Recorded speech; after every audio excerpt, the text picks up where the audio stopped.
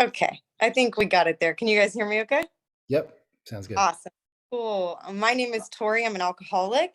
Thank you, Michael, for nice introduction. Michael's been huge. I actually moved to Los Angeles from San Diego recently, and Michael was just instrumental in showing me meetings and getting me plugged into in-person meetings. I haven't done a Zoom meeting in quite a minute, so it's really neat. I forgot how cool it was to see people from all over the US, all over the world. I'm really glad that each of you are here, and very glad to see so many people coming back or here for the first time. Welcome to everyone, and congratulations to all those who are celebrating time.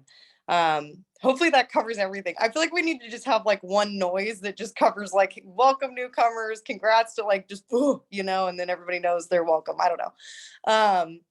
So I want to share a little bit about my experience, strength, and hope, and just talk a little bit about my story, and try to stay in the solution. And I'm just a fair warning. Drugs are a part of my story. Alcohol is certainly also a part of my story. And I don't mean to offend anyone with the mention of outside things like drugs, but it is a huge part of my story. And I want to talk a little bit too about emotional sobriety. And I've actually gotten my hand slapped at an AA meeting before for talking about that. So I hope you guys don't mind. But I know for me, my sobriety took a huge turn whenever I started thinking along those lines of not just sobriety or abstinence from drugs and alcohol, but real emotional sobriety. So everybody just hang in there with me, and hopefully I don't offend anybody. If I do, talk to your sponsor. Just kidding, just kidding. So I started out drinking and using when I was 14. I think I actually drank before I ever did anything else. And actually, I'll take it back a step too.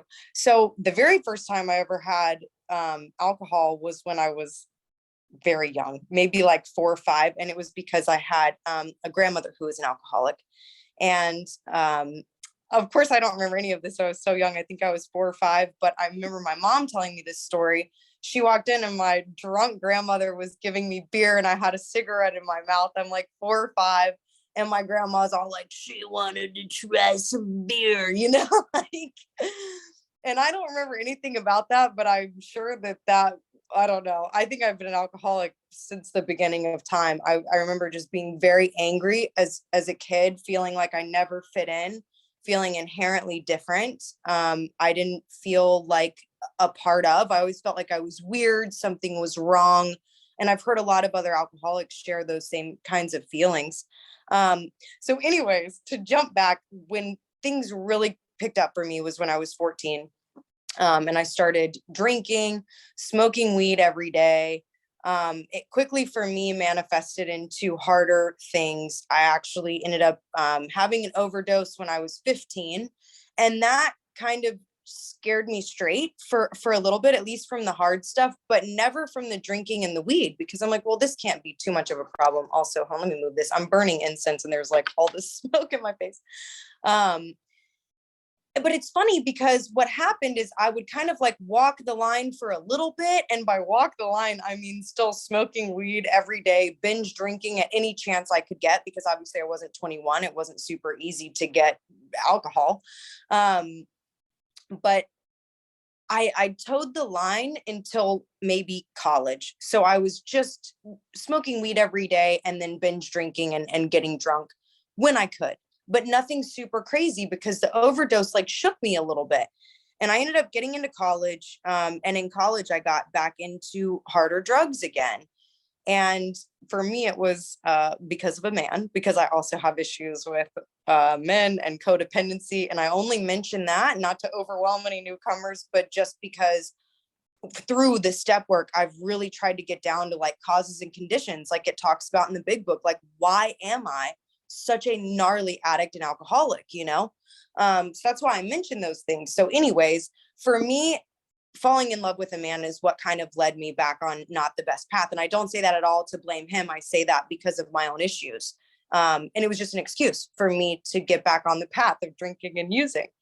And so I ended up, I got through college, and honestly, I always hesitate to say this, but like one of my biggest problems was really weed. I was absolutely a binge drinker, but I had stomach issues my whole life growing up, throwing up, nausea. So I wasn't the best drinker, but I could smoke most grown men under the table. So I gravitated more towards smoking weed addictively, but I definitely am an alcoholic through and through, and binge drink, blackout. I'm not even going to share the war stories of blacking out because you guys don't even need to know. It's not pretty. But so I want to just like relate there because I know it is an AA meeting. Anyways, I ended up getting through college, moved out to California, and that's when really the emotional side of things started to take hold for me. I was not an alcoholic who got DUIs and went to rehab and was court ordered. None of that happened. For me, I actually hit an emotional bottom. The man that I moved out with was basically like, we're not healthy because we're both crazy, but like, you're really crazy.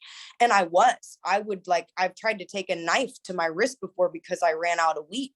You know what I mean? Or I would like take a shot at the office with my boss and then come home and be frantically searching the house for liquor. Like I was insane and I was a wreck. And I certainly was not sane in any sense of the word. And really what happened that got me sober was I didn't have any friends. I had moved out from San Diego, and I'll just say this really, not from San Diego, sorry, from North Carolina. I'm originally from North Carolina. So I'd moved across the country to San Diego, had no friends. And to be honest with you, the friends that I had back in North Carolina were what you might call fair weather friends. They were drinking and using buddies. They weren't deep friendships. So they were gone. I'm in a new place. I have no one except for this codependent man, like my codependency with this man, you know? And we were engaged at the time, and he called off the wedding and was like, I can't do this. So I'm heartbroken. I'm devastated. And he ends up, he had experience with AA before, which I just want to tell everybody here. I met him when he was in a relapse, and the way he would talk about AA was like it was magic. And I remember kind of being like, well, if it's so magical, why aren't you back in it? You know what I mean? Like, why are you drinking and using? And I totally get it now because he's an alcoholic, because I'm an alcoholic. That's why relapse is a part of a lot of our stories. Anyways, so point of telling you guys all of this is I kind of hit more of an emotional bottom. But when I did, I lost him. I didn't have any friends, and he got sober. That's what I was trying to circle back. He ended up getting sober and started going to AA meetings again. And I remember him being like, dude, you have a problem. And I could not admit to myself that I had a problem with drugs or alcohol, but believe it or not, I could admit that I had a problem with weed. So it kind of started there for me. And I think that's really important because for me, there just needed to be a doorway in. Like I didn't have to digest everything at one time, if that makes sense, like how much of an addict alcoholic I am through and through. But I actually started off going to MA, Marijuana Anonymous, and I met a sponsor there. And actually before she ever even sponsored me, she invited me to an AA meeting. And I thought, you know what? Fuck it, dude. You know, I was like, okay, I'll try an AA meeting. Like, I'm not really sure if I'm an alcoholic, but I'm definitely a stoner. I go to this AA meeting. It's a speaker meeting. And you guys just welcomed me. It was the first time everybody at MA made me feel welcome, but it was a much smaller fellowship. It's a much newer fellowship. So there was something different about AA. I got a newcomer chip, and people hugged me and they were like, we're so glad you're here. And I was like, well, this is different. Why do they already like me? Like they don't even know me, you know? And that's AA. But I instantly felt so welcomed. And the speaker told so much of my story. He was also an actor and had, you know, drugs in his story as well. But I related to the way that he shared about how he drank, and we cried and we laughed. And I remember being like, I think I belong here. For the first time in my life, I was like, I think I belong here. So I ended up getting a sponsor, starting to go through the step work. And through step work was where I could really get honest with myself and be like, you know what? My issue is not weed. My issue is that weed is my solution. I'm the problem. And when you take away the weed, I'll jump right to alcohol. If you take away the alcohol, I'll go to drugs. If that's taken away, I'll go to food or I'll go to nicotine. I am an addict through and through, and I will go to anything addictively. Because I can't, I don't think I ever learned as a kid, like how to manage my emotions. And I'm not saying that's why I'm an alcoholic. But I'm saying for me, I think it was a huge part of why I'm an alcoholic. I'm trying to keep an eye on time myself too, so that I share a solution too. So I'm like, where am I at in the story now? I was kind of talking about what happened. Yeah. And I ended up, loving this AA meeting, started going through the step work, realizing, okay, I'm an addict through and through, and I have to find a power greater than myself to restore me to sanity, because I am currently insane. And it was so actually refreshing to go through that and to admit it to myself, to admit it to another human being, that I'm helpless and that I needed help. And I did. I went through the steps and had such a gnarly and beautiful experience. I remember I actually changed sponsors before I ever did a fifth step. I didn't want to share my fifth step for some reason, or I didn't want to share my fourth step with my initial sponsor for some reason.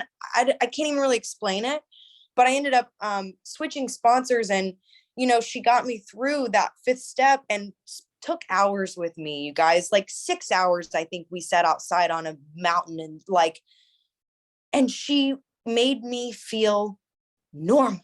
It was the first time someone normalized all the awful things that I had done, and like related and really let me show who I actually was and held space for me. And I'll just share this too. I don't always share it, but that sponsor, I loved her to death. And she actually ended up going back out when I was maybe about 7 or 8 months sober, and she died. She was dead within a couple months. I think she made it 3 months out before she died. And it rocked me to my core, because that was when I really was like, this shit is so real, and I've lost a lot of people that I love to overdoses and to drugs and alcohol in general. So it's very real for me.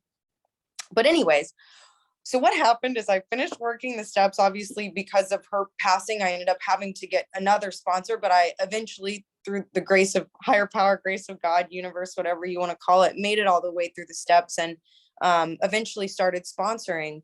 And taking other women through the 12 steps has been one of the highlights of my life, being able to see people transform their lives and kind of come alive. You know what I mean? Oh, sorry, I just got a call and tried to decline it. Hopefully we're good. It really has been one of the highlights of my life. And today, I'm not always happy. I'm not always joyous and free. Just going to be honest with you. No matter how much step work I'm doing, no matter how much I'm sponsoring, no matter how many meetings I hit, I still get irritable, restless, discontent. I still overeat, all kinds of things. But generally today, I'm a pretty honest person. I've learned how to be honest with myself. I know who I am. I think there's more to learn there. But for the most part, I know who I am as a result of working through the 12 steps. I actually feel like I can show up for other people. I'm not always great at showing up for other people. I can still get way into self, but I feel like I've come a long way as a result of the 12 steps, working them and reworking them and taking inventories and trying to be a better person. And there's just so many gifts I've gotten from AA that I don't even know where to start. Like, obviously the obsession for me to drugs and alcohol has been lifted. I quit nicotine like 2 months ago, which has been gnarly, and it's definitely ignited some of the overeating and some of the food stuff and other emotional discomfort. But it's making me see more and more what's going on with me. I think I'm at about 15 minutes, so I'm going to wrap up. But I wanted to just like list off some of the other gifts that I've gotten besides just sobriety from drugs and alcohol. I shared about this in a meeting last night. I never liked women. I never knew how to connect with women until coming into AA. I feel like I was really raised in AA. I got sober when I was 23 and I'm 30 now. So I came in at 23, but I came in with the mentality of a 14-year-old, really, you know? And I feel like AA kind of helped raise me and shaped me into being a better person. And I'm far from perfect, but I do try to make amends when I fuck up, you know? Um, I don't know. I don't have the same level of like self-loathing. On occasion. It'll still pop up, you know, as it does. But it's all from working the steps. It's all from helping other people and and trying to develop a connection with a power greater than myself. Also, huge gift I've been given with AA. So I don't know. I could ramble on about how much I love AA all night, but that's probably enough out of me. Thank you guys so much for letting me share, for letting me be here. It's really an honor to be able to share my story, and I hope somebody got something out of that. I don't know if you guys do topics. I don't really know what the topic is. Maybe higher power or gifts from AA. I'm not sure. Whatever you'd like. Thank you guys.